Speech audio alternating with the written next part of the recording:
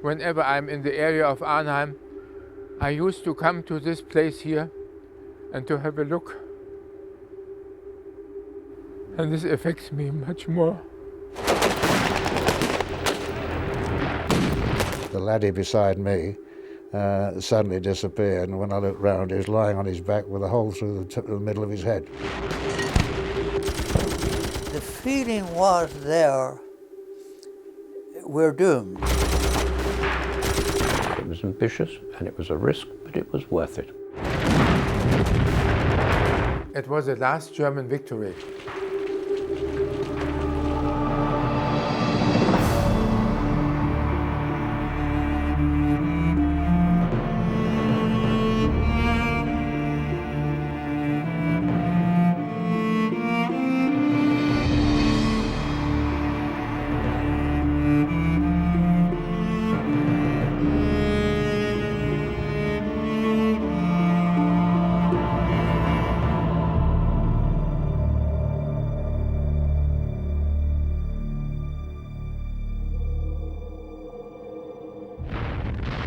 Monte Cassino, Normandy, El Alamein, among the most epic conflicts of all time. The Ardennes, Dunkirk. In World War II Revisited, we go back with the soldiers who fought on both sides of those battles. Men who 60 years ago were implacable enemies meet now, sometimes for the first time, at the scenes of some of the most crucial battles of the Second World War.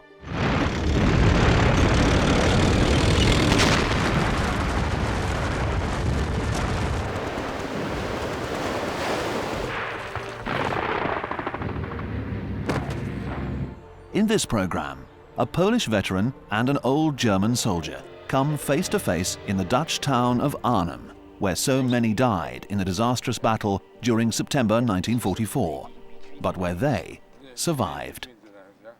I told you that I have been in Russia. Yes, of course. And here, this fight in Arnhem was a very intensive one. It was lasting from the morning till to the next morning. Yes. Always fighting, even through the night. Yes.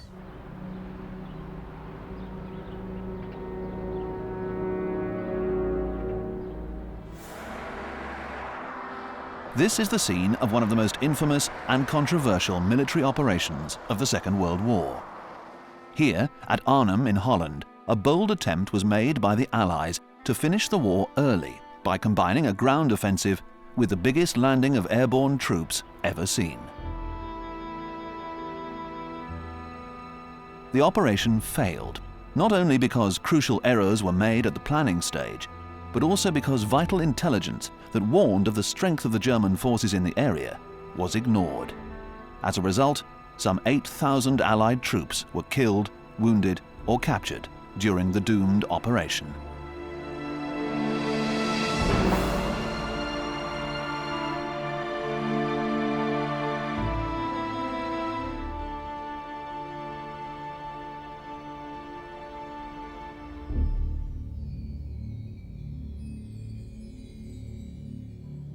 In the late summer of 1944, Germany was in full retreat on the Western Front. Normandy had been conquered, Paris had been liberated, and Hitler's downfall seemed certain. But by early September, because of strong German resistance along the Reich's western frontier, the famous Siegfried Line, the Allied offensive had stalled. A plan was now needed to break the deadlock, and Field Marshal Montgomery believed he had the best solution. His radical strategy called for a British corps of troops to sweep upwards from the Dutch border into occupied territory just west of the Siegfried Line, bypassing the so-called West Wall. They could then turn right to attack the heartland of Germany itself. Montgomery planned that 3 further divisions would support the troops fighting on the ground. These would arrive simultaneously from the air and secure a corridor through which the ground corps could advance in safety. This airborne attack by almost 35,000 men would be named Operation Market. At the same time, Lieutenant General Brian Horrocks would lead his 30 Corps north in an operation that would be codenamed Garden. The entire ambitious enterprise was therefore codenamed Operation Market Garden. If Montgomery's bold strategy did succeed, a speedy end to the war was in sight, perhaps even by Christmas 1944.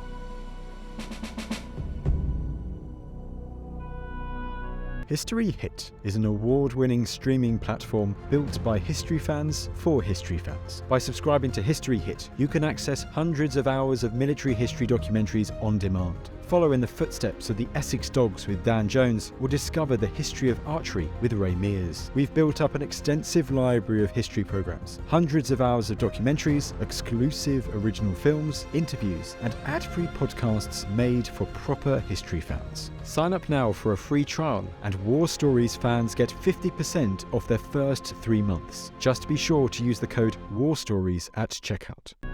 Despite the doubts and disagreements amongst senior Allied figures, the lure of the final prize proved too great to resist, and the Supreme Commander of Allied Forces, General Eisenhower, approved Montgomery's plan on September the 10th. On that same day, the British Armoured Guards Division captured this canal bridge near to the Belgium-Holland border. Known as Joe's Bridge, it would be the starting point for Market Garden just 7 days later.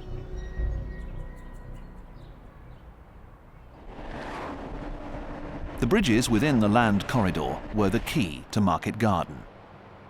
The task of capturing these 5 strategically vital targets was given to the 3 airborne divisions. The American 101st Airborne Division's mission was to take the Wilhelmina and Zuid-Willemsvaart canal bridges. Further north, the 82nd Airborne Division were to seize the river bridges at Grave and at Nijmegen. The final bridge would be the responsibility of Major General Roy Urquhart and the newly formed 1st Airborne Corps. Their target was the bridge at Arnhem.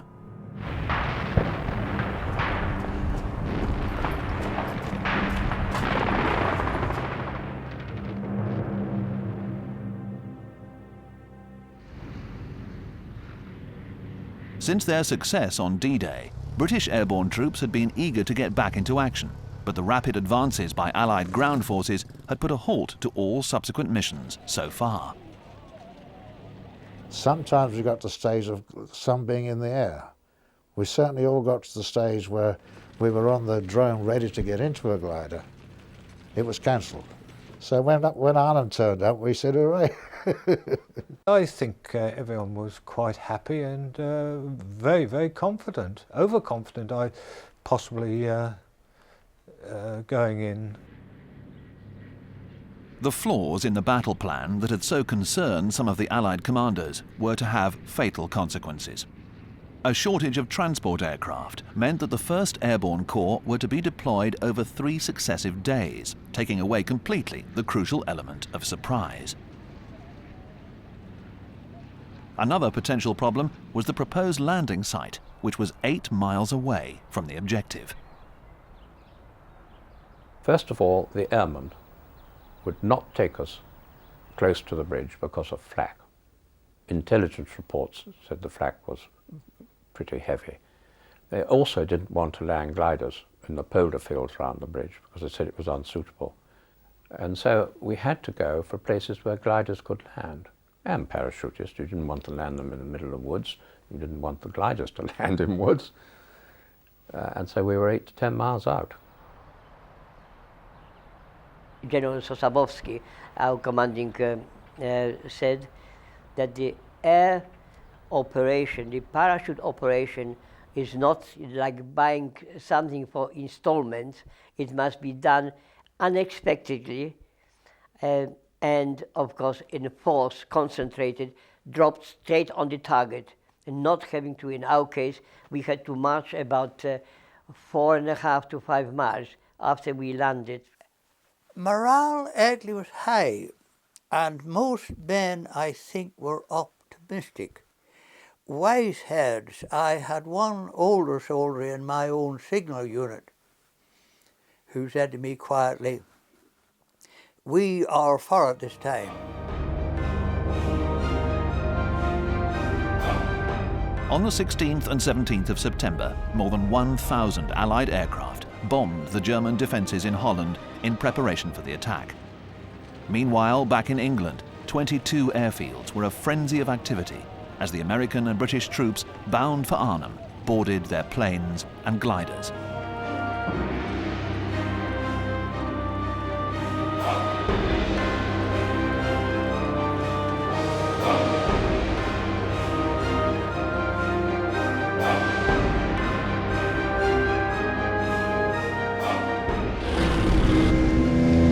At 9:30 a.m. on Sunday the 17th of September, the greatest airborne armada of the Second World War took off.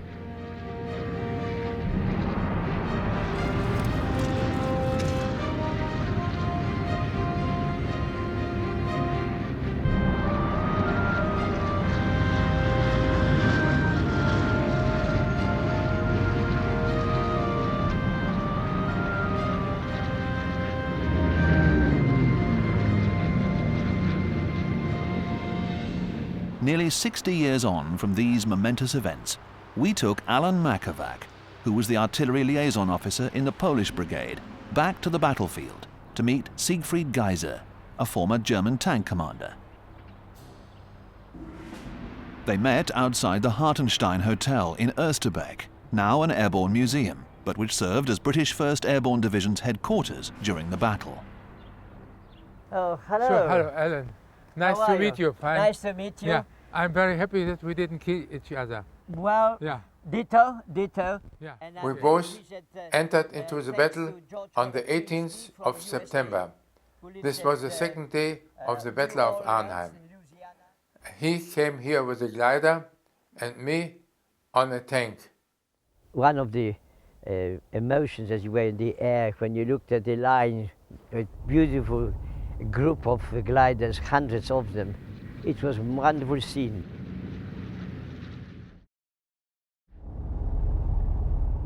For the Allies, the operation began well, as in the early afternoon, the gliders began to land and the paratroopers began to descend into their strategic drop zones.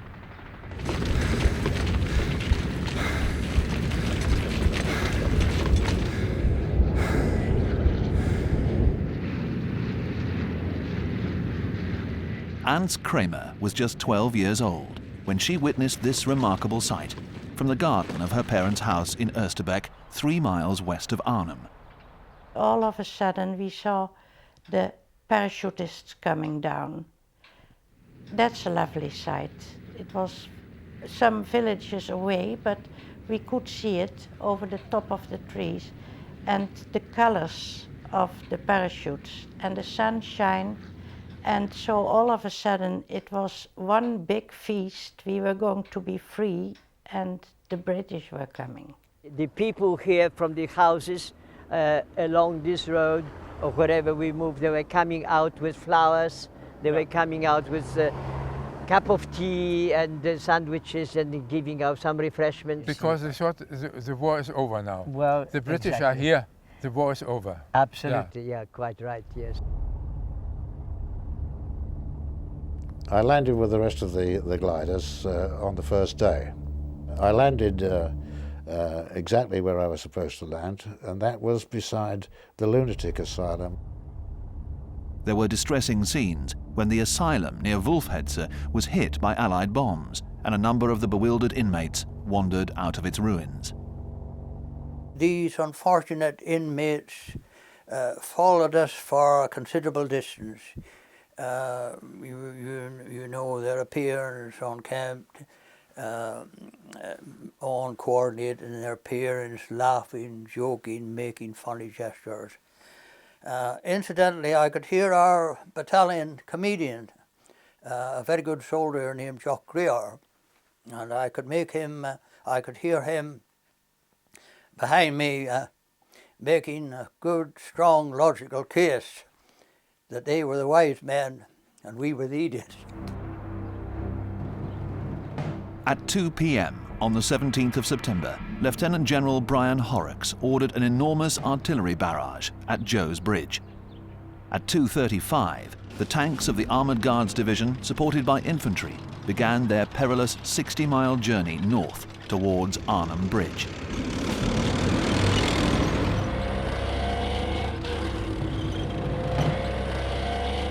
Ahead of them, the American troops of 101st Airborne Division were quickly into action, capturing the Zuid-Willemsvaart Canal Bridge and forcing the Germans to demolish the nearby Wilhelmina Bridge at Sons. Meanwhile, 82nd Airborne captured the Grave Road Bridge and now were preparing to take the giant bridge over the Waal at Nijmegen. However, further north still, near Arnhem, the British 1st Airborne Division learned of the loss of several gliders that had contained precious motor vehicles. This would slow their advance towards Arnhem Bridge. To add to their troubles, it was discovered that there were serious faults with the radio equipment. Mine did work. Mine worked on the DSZ, reporting when we were ready to move off. It worked several times the next day, and after that, fruitless, it was out. Right at the last minute, an American team was brought in with us with a wireless suitable for calling for air support. And it wasn't until midnight that they'd seen their sets for the first time. They didn't know them. And sadly, they didn't work the other end. They got damaged. And so we had no communications for air support. Everything was very unfortunate, even the choice of the wave band. And the one we were on was so close to a high-powered local German station that you could barely discern.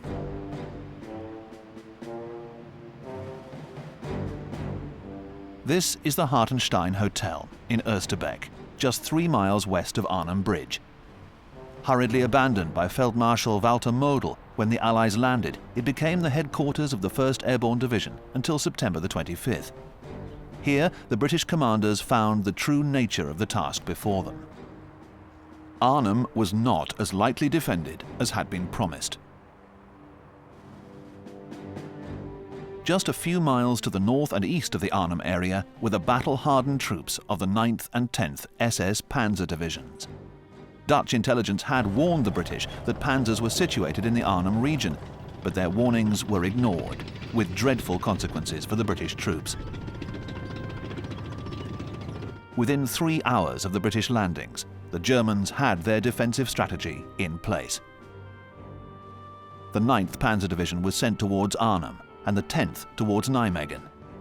Troops already in the Arnhem area were put on full battle alert, and reinforcements were being brought in from other parts of the Netherlands. Among these was Siegfried Geiser's tank unit. We were stationed at the airport of Delft. This was a small airport at that time, where we reached the message that there was an airborne landing in Arnhem. At the same night, we drove with our tanks from Delft to Arnhem. Completely unaware of the true strength of their enemy, the 1st Parachute Brigade set off towards Arnhem Bridge just before 4 o'clock.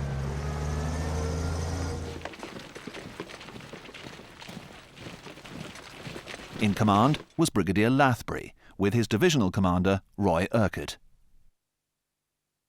3 battalions of the Parachute Regiment took 3 separate routes, and it was vital that they advanced at high speed. North of Wolfhetze, 1st Battalion soon discovered the true strength of the German defences. Faced with a hail of shot and shell, they were forced to halt in nearby woods. There was no chance of them reaching the bridge that day.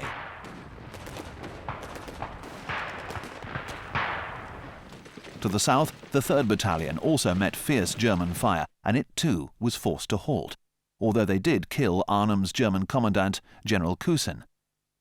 Alan Makovac remembers walking past this very scene.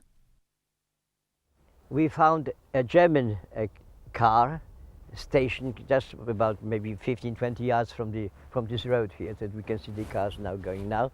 And there it was, the driver killed, and also we recognized the officer who was in the car with the legs still in, but he was lying already, his back on the gun. It was General Kusin, we learned later on.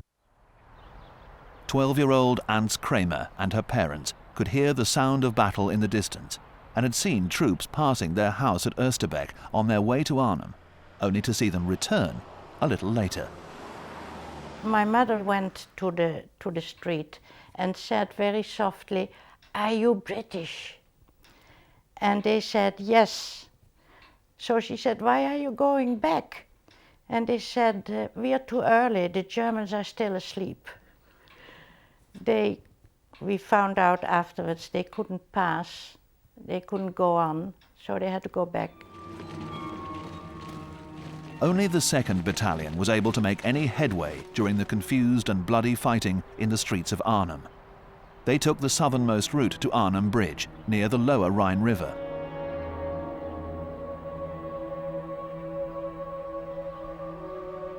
In command was Lieutenant Colonel John Frost, one of the most respected paratroopers in the British Army. Unfortunately for Frost, the Germans blew up the Arnhem railway bridge before it could be taken. But by 8 o'clock, 2 Para had arrived at the northern end of the road bridge. They were, however, completely cut off from their comrades. The following morning, September the 18th, the Germans attacked.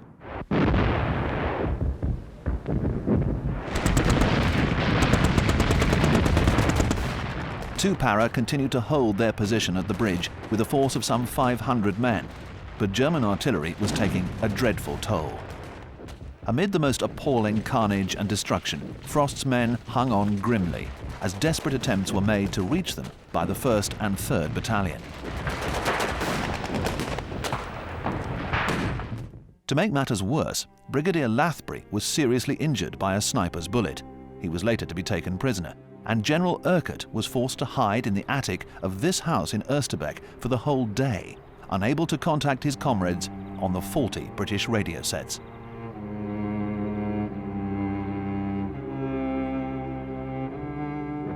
At the divisional headquarters near to the landing zones, Brigadier Hicks assumed command in the absence of General Urquhart. Hicks was commander of the Air Landing Brigade, which comprised the 3 other British battalions dropped on the first day. Hicks could do little to relieve Frost and 2 Para at the bridge, but the new commander knew that reinforcements were due to arrive that day, with the Poles to follow 24 hours later.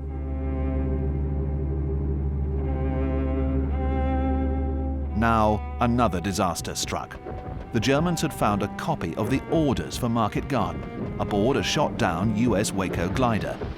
They now had every detail of the Allied plans for the battle in their possession.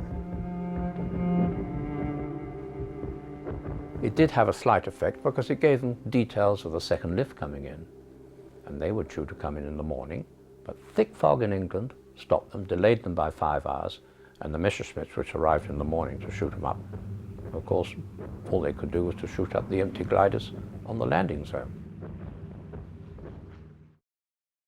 The landing went very smooth. There was fighting going on around the perimeter. The Germans had reacted to the first day's landing. They didn't know what was going on. When we came towards the landing here where we are at today, we came from that direction towards here, and we already began to see the anti-aircraft artillery in action.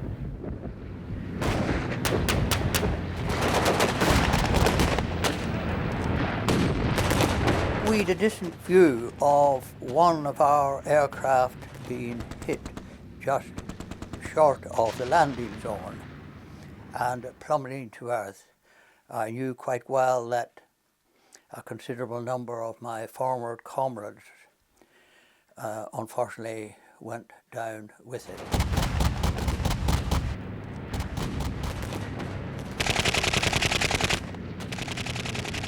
As we were unloading, there were machine guns on the edge of this forest wood here, and we just rushed like hell to get away from the sort of fire line. After Siegfried Geiser's arrival at Arnhem from Delft, nearly 100 miles away, his first task was to try and stop the second air landing by the Allies. There were still some gliders which landed, and we saw them on a distance of about 200 or 300 meters. And some of the parachutes landed very near to us, and they were very surprised to find there German tanks. I remember there was 2 or 3 gliders who had already landed, and the soldiers were coming out of the glider, and we just were firing with our gun to the glider.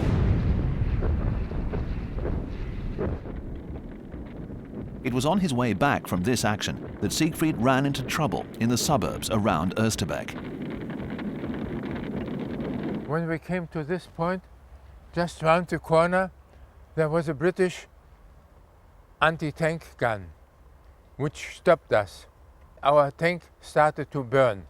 My crew, we were 4 persons, we escaped, we came out very safely, and then there was still some shrapnel fire, and my driver and me, we got a little bit wounded with some piece of metal in my leg, and it was not too hard.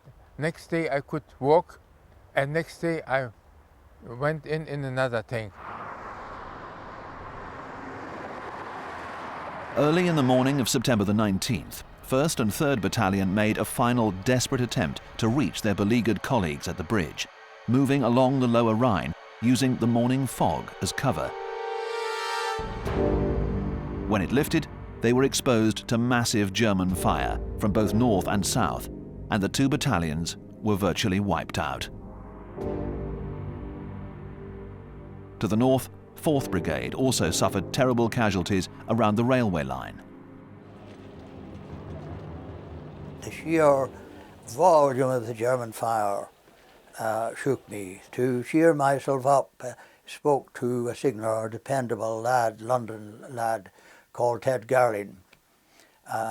You could view the place looked like hell, and I said, I think I can hear our Bren still going ahead, ascending the slope. His reply was, don't talk rot, Harry. Our chaps are simply being hammered. Alan Makovac, who was still waiting for the arrival of his Polish comrades, helped the British troops root out German snipers from the houses in Osterbeek. When I got to the back door there, it was open, but the staircase going upstairs. Up there, I took off my belt one of the hand grenades. I pulled out the pin, and when I sort of got up the top, I just said, open the door, bang there, shut the door, took the cover, why? I opened the door, and she was down there. I just wondered, shall I sort of use the help him, you see, to die quicker? He was bleeding badly, and I said, what shall I do? But because we already knew ammunition supply, food supply was already cut off at the time, I thought, well, I better keep my bullet, you see, for another occasion in self-defense. With British troops holding back attacks on all fronts, there was only one bit of good news for them. Roy Urquhart, their commander, had escaped his hiding place and had made a speedy return to his headquarters at the Hartenstein Hotel in Osterbeek. Here he learnt the crushing news that the Germans had overrun the British dropping zones. We could never talk to the resupply aircraft. This was put right for the Rhine crossing, but with us, we could not take to the aircraft. So we couldn't tell them to drop elsewhere. We tried everything with yellow flags and what have you, and so only a small proportion got to us. We had the bitter experience of watching the intense bravery of those pilots and those dispatchers dropping supplies that by ill fortune were fated to land in possession of the Germans. When the bombs came down for the supply for the British soldiers, we got some of them because the ammunition we couldn't use because we had different weapons. And some of the bombs included some cigarettes and chocolate and very fine food. It tastes very well, but you know, we hadn't had chocolate for a long time, so it was a big surprise for us. Well, do you know why you didn't see those in Germany? Because when in England they were producing the boxes of chocolates, you see, in Germany they were producing tanks instead and the guns, you see. That's why you didn't see them. You were not equipped, you see. But you were producing tanks too, well, and you were producing gliders. The British troops did manage to recover some supplies, but they were not always what they expected. They dropped these cases full of odd, what we thought would be our life-saving. But I managed to get one day and pull it back to our trench, and when we opened the damn thing, it was full of red berries. They were still working on Plan A, which was to invade Germany. And after the 5th and 6th days, they were still dropping berries and cap badges for the grand triumphal entry into Germany. On Wednesday, September the 20th, the German shells continued to rain down on 2 Paras position at Arnhem Bridge. And on the morning of Thursday, September the 21st, the Germans launched their final assault.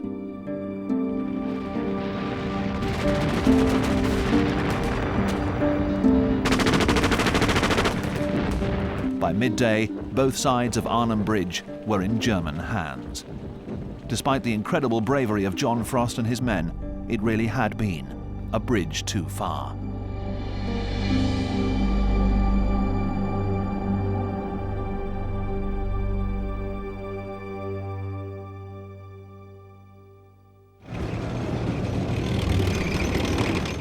Meanwhile, to the south, the American airborne forces had their target bridges,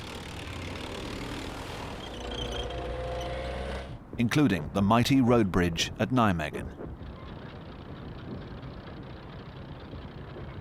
The British armour spearhead of 30 Corps that had fought so hard to get to Nijmegen crossed the bridge at 6 o'clock on that day. They were now just 10 miles from Arnhem.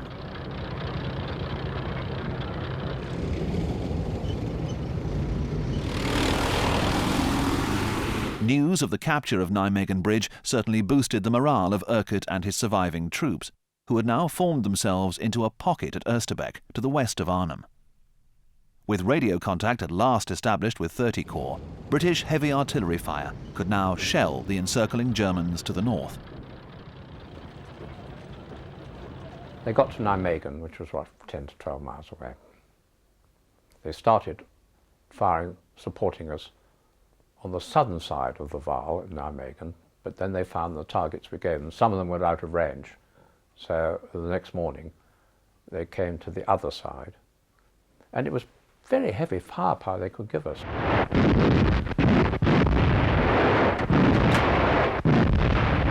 Alan Makovac, the Polish artillery liaison officer, was one of the spotters for these guns, up in the church tower at Oosterbeek. That is the window, you see, of course, from which I have been watching, you see, observing, you see the... myself and the English officer from the 1st Artillery Regiment of the division, both of us were in the tower. Unfortunately, we were shot down. There was a direct hit. Part of it, you see, collapsed. You see, we landed down here on the ground here. And of course, my colleague was moaning, you see, helping, you see, to sort of be assisted immediately. So all I could do to him, seeing a lot of pouring blood from his stomach area through his clothing, to give him morphia injection to ease his pain. There were sort of medics here who were attending some wounded soldiers, and they gave us the first aid.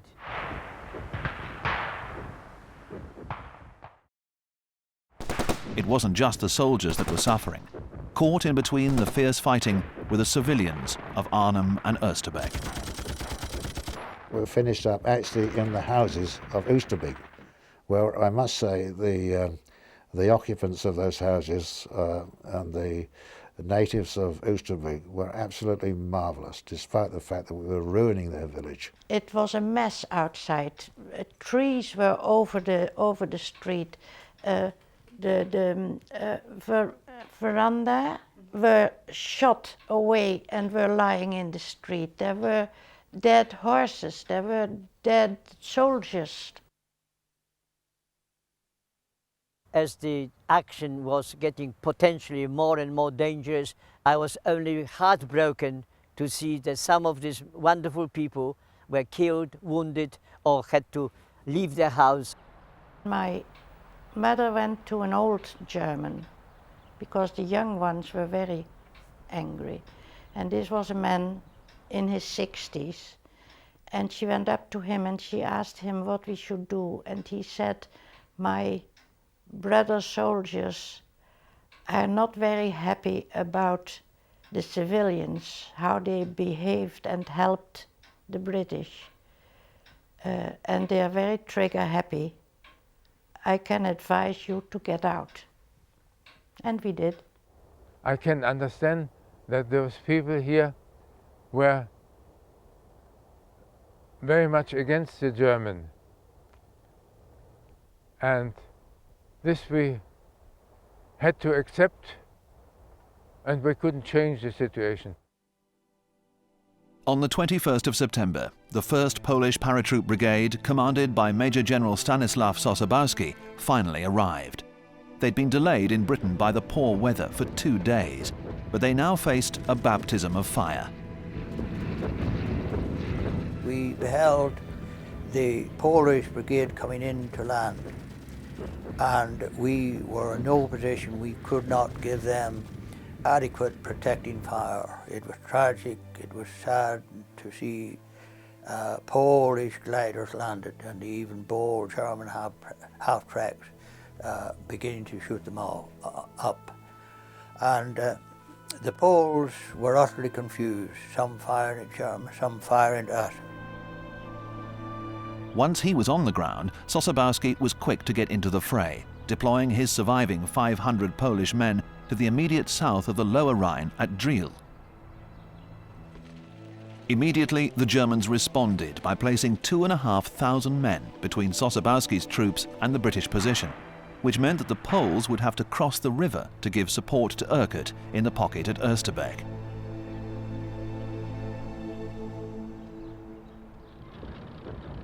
On Friday the 22nd, 30 Corps made further efforts to get into Arnhem, but it was beaten back once more.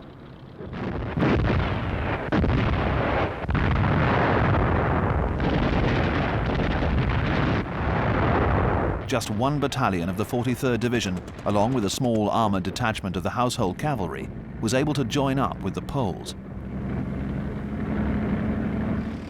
Urquhart and his men remained hemmed in on 3 sides, and they too began to suffer as the casualties mounted and their supplies began to dwindle. Oosterbeek just became surrounded by Germans, and you couldn't get north or south. We dug trenches, and every time we saw Germans, we shot at them. Simple as that. The enemy was just here, and they stayed mostly here. And the next days we tried with the rest of our tanks to fight against the British. And the main objective of our fighting was to keep the group of these British who were here from traveling to Arnhem. That night, on the banks of the Lower Rhine, the Poles attempted to cross the river in small rubber boats, in a brave mission of support for their British allies. Frustrated for so long, they showed enormous courage as they took to the water in the full face of withering German fire. Of approximately 50 men who made the crossing, 35 made it to the British positions on the north side. Alan Makovac was there to help his comrades clamber up the riverbank. Our soldiers had to get in and also row across the quite wide river here, as it is, we know, with the very sharp, of course, current as well. So it was and during night, because in daylight, no chance. Everybody was just, you see, no chance at all. In fact, some soldiers were swimming because there was no room on the few boats which they delivered for us, and you were just swimming across. Some got there, but some, they were drenched like rats, of course, when they came out the other side. The following day, Saturday the 23rd, the Dorset Regiment tried to cross the river. They lost many men, although a second Polish crossing that night did get 200 troops safely to the other side.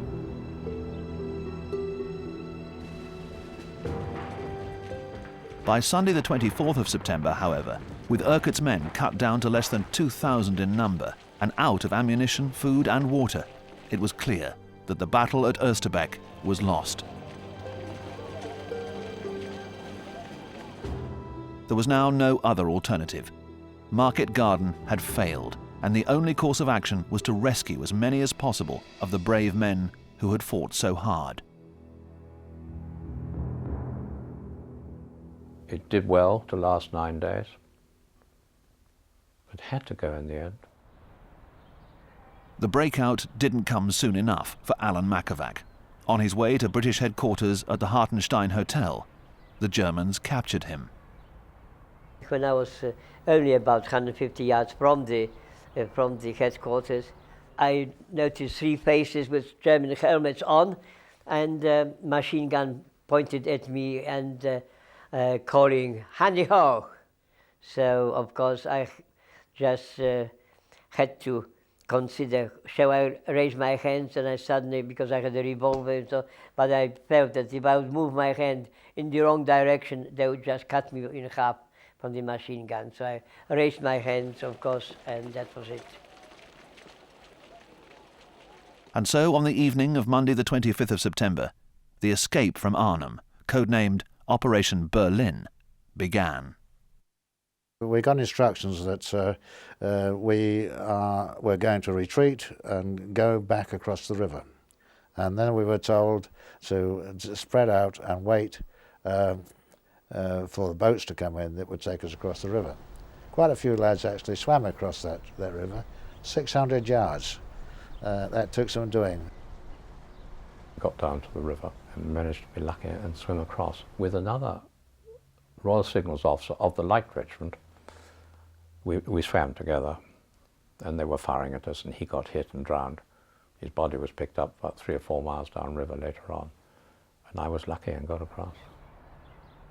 I got across the river quite reasonably. We were bombed with mortar bombs all the time we were crossing. The one or two landed quite close, and in dodging them, we naturally, doing that, bending down when we heard one come down, they lost the paddles. Anyway, we had our rifles, so we paddled across with our rifles.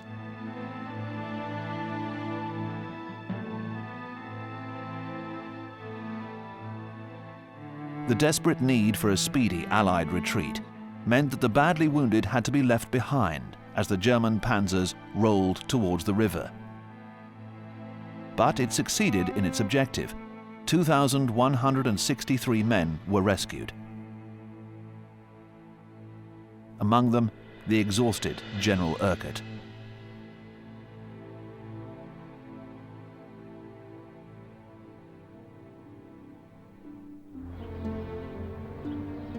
On the 26th of September, Siegfried Geiser reached the church at Oostbeek, which was by now a makeshift hospital for the surrendered Allied troops. This church of Oostbeek was for me actually the end of the Battle of Arnhem. On the morning I came with another comrade of mine. We were 2 officers. We arrived at this church, and there we found in the church some British soldiers. Most of them were wounded, and I remember it was a very strange situation, because after 9 days of heavy fight, it was a very silent morning, no shooting anymore. So this silence of this morning I never will forget. My feeling was to be very happy to still be alive.